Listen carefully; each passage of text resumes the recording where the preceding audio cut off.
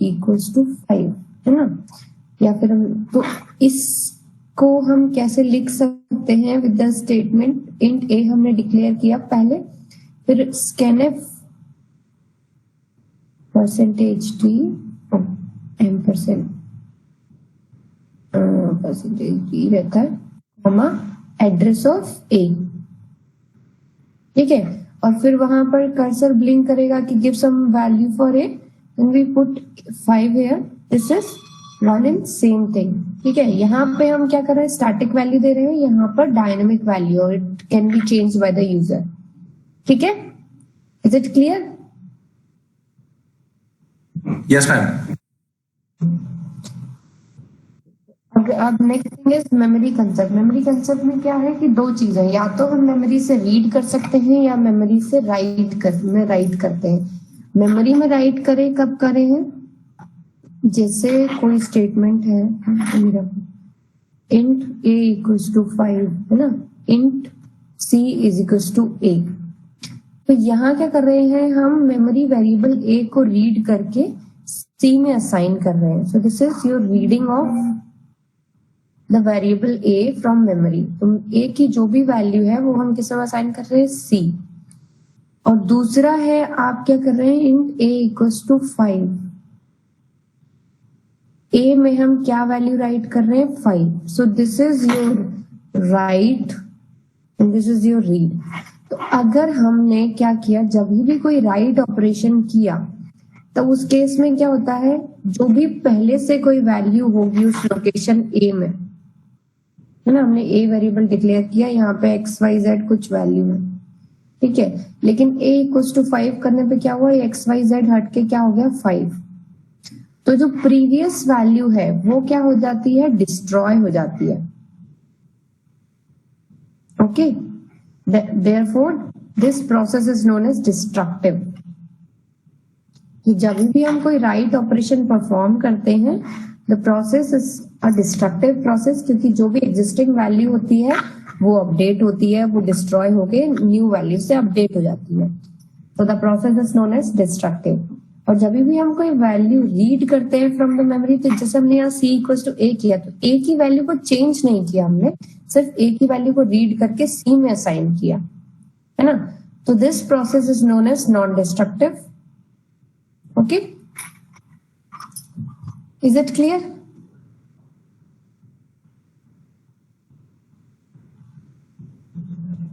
Ma'am पहला वाला point एक बार फिर से एक्सप्लेन कर दीजिए। वेरिएबल हमने एक डिक्लेयर किया इंट ए, ठीक है। इंट ए डिक्लेयर करने पे क्या हुआ, कोई मेमोरी, मतलब हमारी जो भी मेमोरी है उसमें एक लोकेशन चूज हुई, उसको हमने क्या किया, ए नाम असाइन कर दिया, उस लोकेशन का नाम रख दिया ए। और हर एक मेमोरी लोकेशन में कुछ ना कुछ वैल्यू तो रहती है हमेशा। तो अभी तो करंट वैल्यू क्या है, जो आपकी करंट वैल्यू उसमें है, जो भी आपकी गार्बेज वैल्यू है, this is your garbage value basically ना, अभी जब तक कुछ असाइन नहीं है। लेकिन हमने जैसे ही लिखा a इक्वल्स टू 10, तो ये गार्बेज वैल्यू डिस्ट्रॉय होके उसकी जगह असाइन हो गई 10, ओके। तो यहाँ क्या आ गया, कंटेंट 10। तो डिस्ट्रॉय हुआ ना जो भी प्रीवियस वैल्यू थी। सिमिलरली अगर हमने a इक्वल्स टू 10 लिखा, फिर हमने लिखा a इक्वल्स टू 15, तो ये 10 डिस्ट्रॉय होके इसकी जगह 15 आ गया। सो this is destruction of the previous value to create space for the new value. Is it clear now? Yes ma'am. Similarly अब नॉन डिस्ट्रक्टिव कौन सी है, जिसमें हम सिर्फ रीड कर रहे हैं, क्या कर रहे हैं, print printf percentage t comma e। तो इसमें हमने क्या किया, a को अपडेट तो नहीं किया, सिर्फ a की वैल्यू रीड करी, उसे प्रिंट करा दिया कमांड प्रॉम्प्ट से। Is it clear? So it is a non-destructive process. अगर हम किसी वैल्यू को अपडेट नहीं कर रहे हैं, so that is a non-destructive process. Okay. So now we'll look into control statements. Control flow क्या होता है कि आपका एक सीक्वेंस है प्रोग्राम का, ठीक है। प्रोग्राम आपका मेन से स्टार्ट हो रहा है and it has some lines 1 2 3 4 and it at some point. Generally what happens It starts from the first line, then second, then third, then fourth, and so on. So this is known as the control flow or the flow of control of a program. यहाँ तक चीजें समझ आ रही है कि किस sequence में आपकी इंस्ट्रक्शंस एग्जीक्यूट कर रही हैं, वो क्या होता है आपका control flow. Is it clear? Yes, ma'am. Yes. General execution क्या होता है? वन स्टेटमेंट एग्जीक्यूट होती है, देन नेक्स्ट स्टेटमेंट एग्जीक्यूट होती है, then third statement, then fourth statement. So this is known as your sequential execution of the program. ठीक है, one by one एक एक लाइन आपकी एग्जीक्यूट होती चली जाती है. देन वी से this sequential execution. But depending on our requirement, ठीक है, अगर आपकी रिक्वायरमेंट के अकॉर्डिंग हम इस जो नॉर्मल सीक्वेंशियल फ्लो है उसे चेंज कर सकते हैं. चेंज कर सकते हैं मतलब ऑल्टर कर सकते हैं. ओके, उस चेंज को हम क्या बोलते हैं? Control flow change. ठीक है, तो जो भी आपका फ्लो है, जो कंट्रोल ट्रांसफर हो रहा है, चेंज करने के लिए हमारे पास कुछ इंस्ट्रक्शंस होती हैं जिन्हें हम बोलते हैं कंट्रोल फ्लो इंस्ट्रक्शंस. ओके, तो किस ऑर्डर में आपको आपका प्रोग्राम एग्जीक्यूट कराना है कि लेट्स से वन स्टेटमेंट है 3-4, तो आप चाहते हैं कि पहले 1 एग्जीक्यूट हो जाए, फिर डायरेक्टली आप 4 एग्जीक्यूट करना चाहते हैं, उसके बाद 2, उसके बाद 3 एंड अगेन 1 4 3. तो इस तरीके का अगर आपको कुछ सीक्वेंस चाहिए, इसके लिए there are certain number of control flow instructions in C programming which we will study today. क्या क्या है? ओके, किस बेसिस पे चेंज होता है? इट कैन बी अनकंडीशनल और कंडीशनल. ठीक है, हो सकता है कि आप चाहते हैं कि किसी पर्टिकुलर कंडीशन के बेसिस पर सीक्वेंस चेंज हो आपके फ्लो का. कि अगर आपने फर्स्ट इंस्ट्रक्शन एग्जीक्यूट की है, देन थर्ड हो, देन सेकेंड हो, तो अगर कंडीशन के बेसिस पे है देन वी से it a conditional flow of instruction. और अगर कोई कंडीशनल नहीं है कि नहीं आपको यही जाना है, नेक्स्ट इंस्ट्रक्शन यही एग्जीक्यूट होगी, तो हम बोलते हैं उसे unconditional flow of instruction. Third is your branching और लूपिंग, मतलब हम एक ही इंस्ट्रक्शन को मल्टीपल टाइम एग्जीक्यूट करना चाहते हैं, तो उसे हम बोलते हैं लूपिंग और repetitive control instructions. Let's see one of each of these one by one. So कौन कौन सी कंट्रोल फ्लो स्टेटमेंट्स होती हैं? Selection, iteration and jump. Selection comes under conditional, this comes under loops, this comes under unconditional. ठीक है, तो selection statement क्या है? that allows choosing. Okay, मतलब सिलेक्ट कर सकते हैं कि कौन सी स्टेटमेंट एग्जीक्यूट करनी है. ओके, तो कौन सी स्टेटमेंट एग्जीक्यूट करनी है? चूजिंग बिटवीन 2 और मोर एग्जीक्यूशन पाथ्स इन अ प्रोग्राम. अगर हमारा प्रोग्राम स्टेटमेंट 1 पे है, उसके बाद 2 एग्जीक्यूट करनी है या 3 एग्जीक्यूट करनी है. ओके, तो अगर इस तरह की हमारे पास प्रॉब्लम है तो उसके लिए हमारे पास है selection statements. There are multiple selection statements. कौन कौन सी है? If statement, if else if ladder statement and the switch statement. Then we have iteration statement. Iteration statement क्या करती है? कुछ सेट ऑफ इंस्ट्रक्शंस को, सीरीज ऑफ स्टेटमेंट्स को रिपीटेडली एग्जीक्यूट करती है. So this is repeated execution of a series of statement for a defined number of times. ठीक है, पर्टिकुलर नंबर ऑफ टाइम्स के लिए एक सेट ऑफ इंस्ट्रक्शंस को मल्टीपल टाइम्स एग्जीक्यूट करते हैं, तो उसके लिए हमारे पास होती है iteration statement. We will see example of each one of these one by one. लेकिन कौन कौन सी होती है? While, do while and for iteration statements. ठीक है, तो ये लूप्स है बेसिकली. जंप स्टेटमेंट क्या है?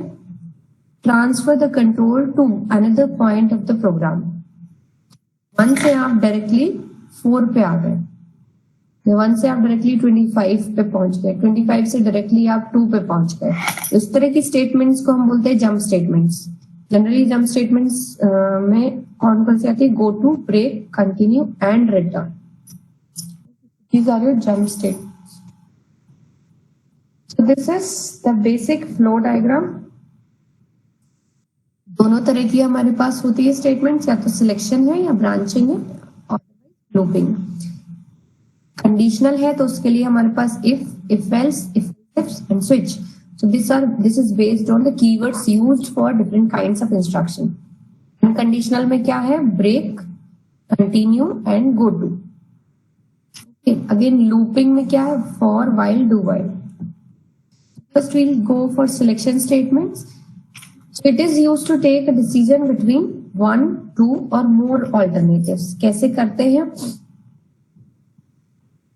Depending on some condition.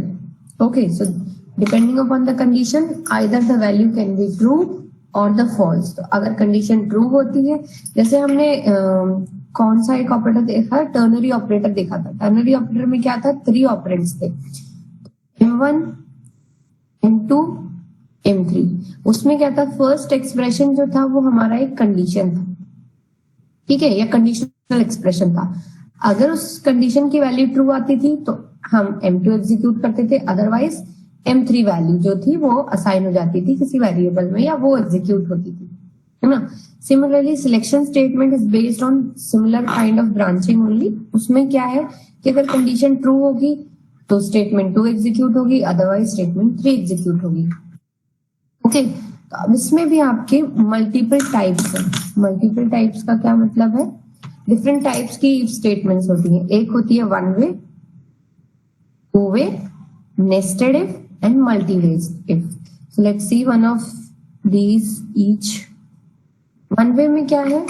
Either आपको एक पर्टिकुलर टास्क करना है या एक पर्टिकुलर स्टेटमेंट को एग्जीक्यूट करना है या नहीं करना है, बिल्कुल। Decision is based on a text expression that evaluates whether true or false. Okay. अगर किसी कंडीशन में यहाँ अब if स्टेटमेंट आपका आया है, 1 लिखा है, then always true.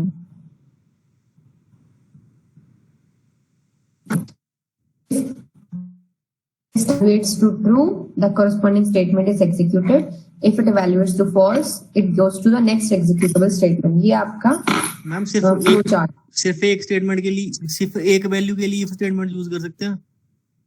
हाँ बिल्कुल कर सकते हैं, किसी भी वैल्यू के लिए कर सकते हैं, एक के लिए, 2 के लिए, मल्टीपल के लिए। 2 वैल्यू हैं तो एंड ऑपरेटर लगेगा या कोई ना कोई ऑपरेटर लगेगा, ठीक है। अभी देखते हैं हम, देखो अगर हमें ये स्टेटमेंट है, इसका एग्जीक्यूशन होना है या नहीं होना है वो इस कंडीशन पे स्टेट करता है। अगर मतलब एग्जाम्पल अभी हम देखेंगे, अगर एक्सप्रेशन ट्रू हो गया देन तो स्टेटमेंट एग्जीक्यूट होगी, नहीं तो इसके बाद जो भी स्टेटमेंट है वो एग्जीक्यूट होगी। Okay, for example let's say if हमारे पास 3 वेरिएबल्स हैं, A, B एंड C। अगर A लेस देन B है, लेट्स से कि हमारा मैक्सिमम कोई वैल्यू है, एक वेरिएबल है, देन मैक्स इक्वल्स टू क्या हुआ? A, तो मैक्स इक्वल्स टू B, ठीक है। तो क्या कर रहा है इसमें, हमने इनिशियली जो भी है मैक्स की हमें वैल्यू कुछ पता नहीं है। अगर A greater than less than B है तो B को किसमें हमने असाइन कर दिया? मैक्स वेरिएबल में। अदरवाइज क्या होगा? A max equals to A execute होना चाहिए, ठीक है। इस तरह की कि सिर्फ एक इसको एग्जीक्यूट करना है या नहीं करना है, उसके लिए हम एक कंडीशन स्पेसिफाई करते हैं। तो अगर सिर्फ सिंगल कंडीशन के लिए then we set one way decision. One way decision में सिर्फ एक स्टेटमेंट है जो एक कंडीशन के बेसिस पर एग्जीक्यूट होगी। सो यहाँ पर एक प्रोग्राम आप देख सकते हैं कि लार्जेस्ट ऑफ द 3 नंबर्स हमें स्पेसिफाई करना है। तो क्या किया है हमने, यहाँ पे 4 वेरिएबल्स डिक्लेयर किए, A, B, C and D, ठीक है। और तीनों को कहां से लिया है? Input from the user scanf के थ्रू, ठीक है। इनिशियली हमने क्या करा? मैक्स इक्वल्स टू A कर दिया, ओके। तो अगर B मैक्स से बड़ा है then max equals to B, अगर C मैक्स से बड़ा है then max equals to C, printf the max. इसका क्या आउटपुट आएगा इस प्रोग्राम का?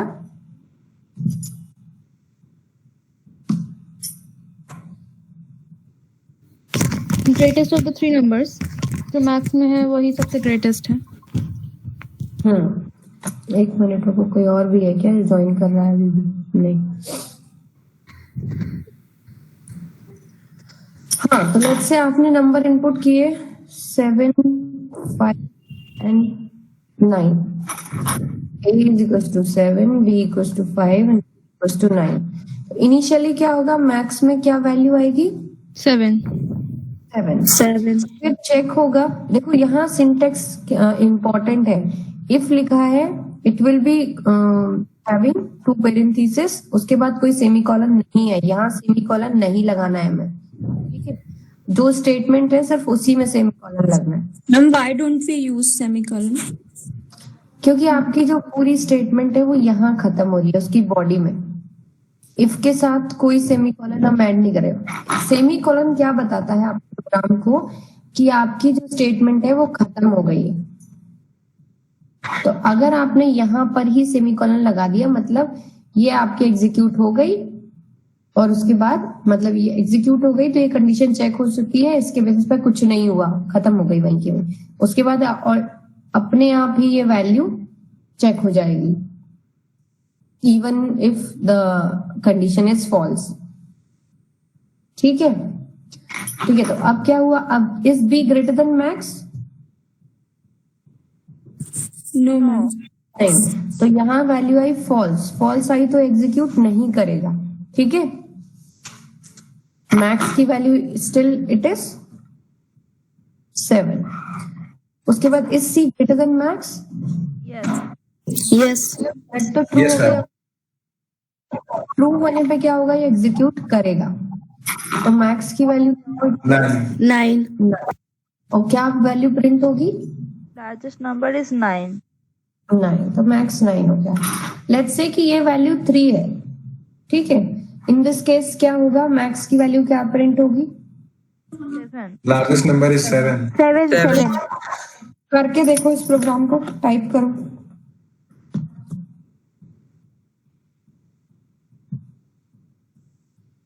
Type on your own system.